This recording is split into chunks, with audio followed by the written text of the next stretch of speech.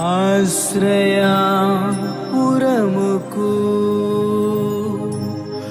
ఆధారం యేసే, ఈ సేవకు బలము సత్యవాక్కు.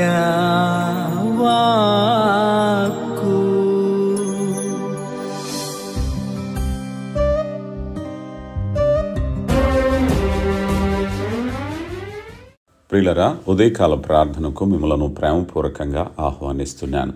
దేవుని యొక్క మహాకృప గడిచిన సెప్టెంబర్ మాసం అంతా కాచి కాపాడి క్షేమకరంగా మనల్ని ఈ 2025వ సంవత్సరంలో మరొక నూతన మాసంలో నూతన దినంలో ప్రవేశపెట్టిన దేవాతి దేవునికి మహిమ ఘనత చెల్లిస్తూ కృతజ్ఞతాపూర్వకంగా ప్రార్థించుకుందాం.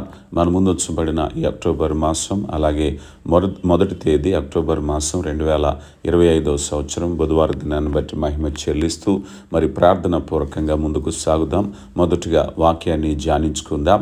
నిర్గమకాండ గ్రంథం 33వ అధ్యాయము 17వ వచనంలో, కాగా యెహోవా నీవు చెప్పిన మాట చొప్పున చేసేదను, నీ మీద నాకు కటాక్షము కలిగినది, నీ పేరును బట్టి నిన్ను ఎరుగుదునని మోషేతో చెప్పక.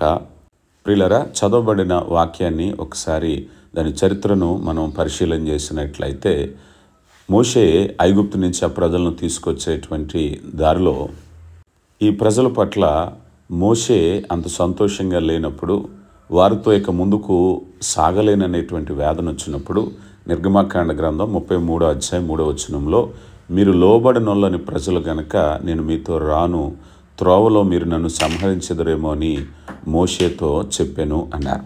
ఇక్కడ మనం చూసినట్లయితే ఈ ప్రజల యొక్క ప్రవర్తన బట్టి విసిగిపోయిన సమయంలో, ముందుకు వెళ్ళలేనటువంటి సమయంలో మోషే భయము, ఆందోళన, విరక్తి కలిగిన పరిస్థితిలో ఉన్నారు. అలాంటి సమయంలో మోషే ఏం చేశారంటే, అలాంటి బాధకరమైన సమయంలో ప్రార్థించటం చేస్తున్నాడు. మనం కూడా మన సమస్యల్లో అంతకంతకు కృంగిపోతూ ఉంటాం, బాధపడుతూ ఉంటాం, కానీ దేవుని మర్చిపోతాం. కానీ మోషే ఏం చేశాడంటే 7వ వచనంలో, అంతటి మోషే గుడారం వేసి పాళెం వెలుపల వెళ్ళి గుడారం దానికి ప్రత్యక్ష గుడారం అని పేరు పెట్టాను అన్నారు. అక్కడే ప్రత్యక్ష గుడారాన్ని వేసి ప్రార్థించటం మొదలుపెట్టినప్పుడు ఇప్పుడు మనం చదివినటువంటి ఈ మాట, నీ మీద నాకు కటాక్షము కలిగినది, నీ పేరు పెట్టి నేను ఎరుగుదునని మోషేతో చెప్పగా అన్నారు. ఇక్కడ మనం చూస్తే మూడు విషయాలు మనకు కనిపిస్తున్నాయి. ఒకటి, నువ్వు నా దృష్టికి అనుకూలుడవై ఉన్నావు, ఎందుకంటే దేవుని కృప మనుషుని జీవితానికి ఆధారం. మోషే దేవునితో సన్నిహిత సంబంధం కలిగి ఉండటం వల్ల దేవుడు అతనిపై దయ చూపిస్తున్నాడు. ప్రియులారా, గమనించండి. ఇక రెండవదిగా మనం చూసినట్లయితే, నేను నిన్ను పేరు పెట్టి పిలిచి ఉన్నాను అన్నారు. అంటే ఇది దేవునితో సన్నిహిత సంబంధం. అంటే దేవుడు మోషేను ఒక ప్రత్యేకమైన వ్యక్తిగా, ఒక స్నేహితుడిగా పరిగణిస్తున్నాడు. అంటే ఒక సంఘంగానో సమూహంగానో ఒక జాతిలో ఒక వ్యక్తిగా చూడట్లేదు ఆయన, ఎందుకంటే దేవుడు ఒక ప్రత్యేకమైన వ్యక్తిగా చూస్తున్నారు. ప్రియులారా, మనం ఆరాధించిన, భక్తి చేసిన సంఘంలో ఉన్నప్పటికీ దేవుడు మనతో ఒక ప్రత్యేకమైనటువంటి గుర్తింపు మన నుంచి కోరుకుంటున్నారు. అందుకే నిన్ను పేరు పెట్టి పిలిచి ఉన్నాను అన్నారు. ఇక మూడవదిగా మనం చూసినట్లయితే దేవుని యొక్క సమాధానం. మోషే ప్రార్థన వృధా కాలేదు. మనస్ఫూర్తిగా కోరినటువంటి విన్నపాన్ని దేవుడు ఆలకిస్తారు. దేవునితో సత్యముగా, యథార్థముగా, విశ్వాసంతో మాట్లాడినప్పుడు ఆయన తప్పక ప్రార్థన చేస్తారు. మోషే ఆ ప్రజల విషయమైనటువంటి సమస్య కొరకు ప్రత్యక్ష గుడారంలో ప్రార్థన చేయటం మనం చూస్తూ ఉన్నాం. కనుక దేవుని కృప లేకుండా మనం ఏమీ చేయలేం. ఆ ప్రజలు నడిపించాలి అంటే మోషేకు తెలుసు అది దేవుని కృప అని. కనుక తన ప్రార్థన యొక్క ఫలితంగా జ్ఞానము, దేవుని కృప మాత్రమే కాకుండా మన జీవితానికి ఆధారమైన ప్రతిదీ కూడా. రెండవది, ప్రార్థన శక్తిలో మోషే విన్నపాలు ఒక జాతి రక్షింపబడింది. అలాగే మనం కూడా ప్రార్థన చేస్తే మన కుటుంబము, మన సంఘము కూడా ఆశీర్వాదకరంగా ఉంటాయి. నీ బిడ్డల కోసం నువ్వు ప్రార్థన చేస్తున్నావా? చాలామంది కుటుంబ యజమానులు కానీ కుటుంబ యజమానురాళ్ళు విసిగిపోతూ ఉంటారు, కుటుంబ భారాన్ని బట్టి, పిల్లలను బట్టి, ఆ కుటుంబ యజమానిని బట్టి. అలాంటి సమయంలో ప్రత్యక్ష గుడారంలో మోషే ప్రార్థన చేసినట్టు నీ బిడ్డల కొరకు ప్రార్థన చేస్తున్నావా? వాళ్ళ కోసం ఎప్పుడు విసిగిపోయానని అనుకుంటున్నావా? ఎప్పుడైతే ప్రార్థన చేశావో దేవుడు తన కృపనిచ్చి నీ పట్ల కార్యము జరిగించగలిగిన దేవుడు. అలాగే దేవునితో వ్యక్తిగత పరిచయం అనేది మనల్ని పేరు పెట్టి పిలవటం అనేది మనం చూస్తూ ఉంటాం. ప్రియులారా, దేవుని యొక్క ప్రేమ ఎలాంటిదయ్యా అన్నట్లయితే ఈ విషయాల్లో మనం చూసినప్పుడు నువ్వు యథార్థతగా ఉన్నప్పుడు, పట్టుదలతో ప్రార్థన చేసినప్పుడు దేవుడు నిన్ను గమనించే దేవుడు. ఆదికాండం 6వ అధ్యాయము 8వ వచనంలో నోవాహును గురించి దేవుడు సాక్ష్యమిస్తున్నారు. అయితే నోవాహు యెహోవా దృష్టి యందు కృప పొందినవాడు ఆయను అన్నారు. చూసారా ప్రియులారా, దేవుని కృప మనం పొందుకున్నప్పుడు దేవుడు మనల్ని హెచ్చించే దేవుడు. సమూయేలు గ్రంథం 1 సమూయేలు 2:26లో బాలుడైన సమూయేలు యెహోవా దేవుని దృష్టి యందు, మనుషుల దృష్టి యందు దయ పొందినవాడిగా మనం చూస్తూ ఉన్నాం. 139వ సంకీర్తన 1వ చరణంలో కూడా యెహోవా నీవు నన్ను పరిశోధించి తెలుసుకుని ఉన్నావు, నేను కూర్చుండుట లేచుట నీకు తెలియను, నాకు తలంపు పుట్టక మునిపే నువ్వు నా మనసును గ్రహించి ఉన్నావు. అవును ప్రియులారా, దేవుడు మనల్ని పరిశీలనగా తెలుసుకుంటున్నాడు, మన విశ్వాసాన్ని తెలుసుకుంటున్నాడు, మన ప్రార్థన తెలుసుకుంటున్నాడు. మనం ఎప్పుడైతే దేవునితో ఎరగబడుతున్నామో ఆయన కృపను మనం పొందుకుంటాం. ప్రియులారా గమనించండి, యోహాను సువార్త 10వ అధ్యాయం 14వ వచనంలో కూడా అంటున్నారు, నేను మంచి కాపరిని, నా గొర్రెలు నేను ఎరుగుదును, అవి నన్ను వెంబడించెను, నన్ను ఎరుగును, నా స్వరం వినును అని చెప్తూ ఉంటారు. కనుక ప్రియులారా, దేవునితో మనం ఎప్పుడైతే ఆ ప్రార్థన ద్వారా, వాక్య ధ్యానం ద్వారా, సత్ప్రవర్తన ద్వారా దేవుని సన్నిధిలో మనం సహవాసం కలిగి ఉంటామో దేవుడు మనల్ని గుర్తెరుగుతున్నారు. నువ్వు చేసే ప్రార్థన, నువ్వు దేవుని కొరకు జీవించే జీవితము, నువ్వు దేవునితో గడిపే సమయము ఎప్పుడూ ఆశీర్వాదమే. అది నీకు, నీ కుటుంబానికి, నీ సంఘానికి కూడా ఆశీర్వాదం. దేవుడు నిన్ను దీవించునుగాక. ప్రియులారా ప్రార్థించుకుందాం. మన ముందుంచబడిన ఈ అక్టోబర్ మాసం అంతా దేవుని కాపుదల ఉండలాగున ప్రార్థన చేద్దాం. ముఖ్యంగా ఈరోజు రాజమండ్రి మిత్తిపాడులో జరగబోతున్న 3 దినాల ప్రార్థనా దినాలు తప్పక హాజరు కండి, ప్రార్థించండి. దేవుడు మిమ్మల్ని దీవించునుగాక. ప్రార్థించుకుందాం.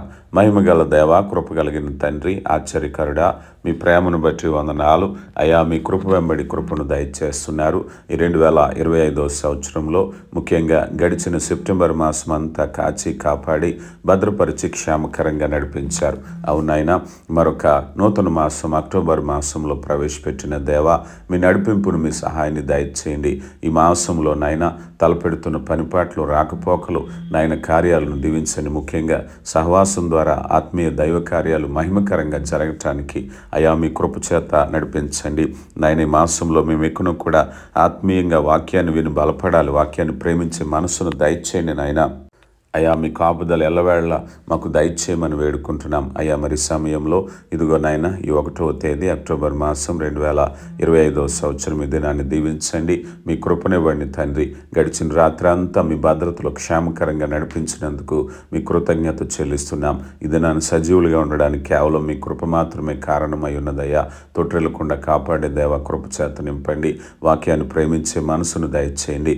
లోక ఆశల వెంబడి వెళ్ళి తొట్టిల్లక మీ కాపుదల అనుగ్రహించండి. ప్రేమ కలిగిన దేవ, మీ కృప చేత నింపమని వేడుకుంటున్నాం. శక్తివంతుడైన దేవ, మీకే మహిమ చెల్లిస్తున్నాం. జీవాధిపతి, ప్రేమ కలిగిన తండ్రి, అయా మరి సమయంలో ఎందరైతే బిడ్డలు సమస్యలు, ఇరుకులు, ఇబ్బందులు, బంధకాల్లో ఉన్నారో విడుదల దయచేయండి. అనారోగ్యంగా ఉన్న వారికి స్వస్థతను దయచేయండి. ముఖ్యంగా రక్షణ లేని వారి కొరకు ప్రార్థిస్తున్నాం. మారు మనసు పొందని వారి కొరకు ప్రార్థిస్తున్నాం. అయా మీ దీర్ఘశాంతాన్ని గుర్తెరిగిన వారుగా నేడే రక్షణ దినం వారి రక్షణ పొందటానికి కృప దయచేయమని వేడుకుంటున్నామయ్యా. బిడ్డల పనిపాట్లు దీవించండి. జీవనోపాధిలో భాగంగా బిడ్డలు స్వదేశాల్లో, విదేశాల్లో ప్రయాసపడుతుంటుండగా వారి ప్రయాసను ఫలింపచేయండి. వారి రెక్కల కష్టాన్ని దీవించండి. యజమానుల మనసులో దయ కలిగించండి. అయ్యా బిడ్డల యొక్క ప్రతి ఒక్క పనిలో మీరు తోడుగా ఉండండి తండ్రి. కుటుంబాలను దీవించండి అయ్యా. కుటుంబ క్షేమం కొరకు ప్రార్థిస్తున్నాం. మా కుటుంబాలు వాక్యం అనే పునాది మీద కట్టబడాలన్న తండ్రి. అయ్యా మా కుటుంబంలో ప్రతి వారు రక్షణ పొందాలి. మా బిడ్డల చదువులు, ఉద్యోగ, వివాహ ప్రయత్నాల్లో మీరు ఉండండి. యవన బిడ్డలకు సత్ప్రవర్తన దయచేయండి. ప్రేమ కలిగిన దేవ నాయన వ్యసనాలు బంధకాల నుంచి విడుదల దయచేయండి. మా కుటుంబంలో ఉన్న ఆర్థిక సమస్యలు, అప్పుల బాధలు, రుణ బాధలు తొలగించండి నా తండ్రి. కుటుంబంలో ఐక్యతను దయచేయండి నా దేవ. ప్రేమ కలిగిన దేవ గర్భఫలం లేని బిడ్డలను దర్శించండి. సొంత గృహం లేని బిడ్డలను దర్శించండి. నెమ్మది లేని వారిని దర్శించండి. కృప వెంబడి కృపను దయచేయండి. ఆశ్చర్యకరుడా మీకే మహిమ చెల్లిస్తున్నాం. జీవాధిపతి మీ ప్రేమను బట్టి మమ్మల్ని నడిపిస్తున్నందుకు మీకు మహిమ చెల్లిస్తున్నాం అయ్యా. అయ్యా ఇదిగో నాయన దూరదేశాల్లో దూర ప్రాంతాల్లో పనిచేస్తున్న బిడ్డల కొరకు ప్రార్థిస్తున్నాం. బిడ్డలు ఎక్కడున్నప్పటికీ ఆత్మీయులుగా రక్షణ పొందిన వారిగా ఉండడానికి కృప దయచేయండి అయ్యా. ప్రేమ కలిగిన దేవ పని లేని వారు, అక్కమ్మ లేని వారి విషయంలో కృప దయచేయండి. వారి యొక్క కుటుంబాలు మీ కాపుదలు అనుగ్రహించండి. ఈ దినం ఎవరైతే ప్రయాణాలు చేస్తున్నారో క్షేమకరమైన ప్రయాణాలు వారికి దయచేయమని వేడుకుంటున్నాం మా తండ్రి. ప్రేమ కలిగిన దేవ అయ్యా మరి సమయంలో ఎవరైతే దైవజనులు సువార్త అందని ప్రాంతాలకు మీ వాక్యాన్ని చేతపట్టుకుని వెళుతున్నారో నాయన వారితో మీరు తోడుగా ఉండండి. వారి ప్రయాణాలు, వారి పరిచర్యలో మీరు తోడుగా ఉండండి. మా దేశం, మా రాష్ట్రం రక్షింపబడాలన్న తండ్రి కృప చేత నింపండి అయ్యా. మరి సమయంలో దేశ నాయకులు, రాష్ట్ర నాయకులు అయ్యా ఇదిగో నాయన మరి మీ చిత్త ప్రకారం పరిపాలించడానికి కృప దయచేయండి అయ్యా. మా దేశం రక్షణలోనికి నడిపించండి అయ్యా. సహకారులను దీవించండి. ఈ దినం నుంచి జరుగుతున్న 3 రోజులు నాయన కోడికలు మహిమకరంగా జరగటానికి కృపనిమ్మని క్రీస్తు నామములో అడిగి వేడుకొంచున్నాం తండ్రి. ఆమెన్.